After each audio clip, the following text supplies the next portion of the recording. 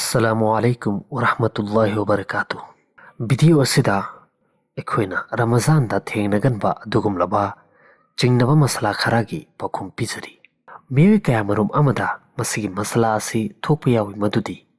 Miwi kharana sumna hangi karigumba kanagumba ama roza heliba oiraba amasung hairiba miwi adugi mayada karigumba maram amadagi thokpa oiraba amadi hairiba adu mahakna yotkraba adu oirabadi mahaki roza adu kaigadra natragana kairoidra haiba asini.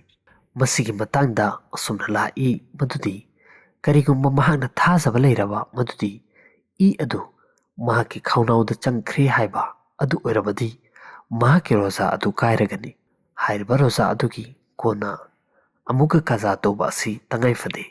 Hairiba asigumna atopa question ama asumna hangi madudi kanagumba amana iruringaigi matamda karigumba ising khara mahaki mayada changkhraba amadi hairiba adu soiba maramdagi natragana yotki khanna yotkiba oirabadi maduda roza kaigadra haina. Masigi matangda asumna fatwa la imadudi wazu ghusal natragana chintengba matamda soibadagi ising adu khaunau manungda changkhraba adu oirabadi hairiba aduda roza kairagani.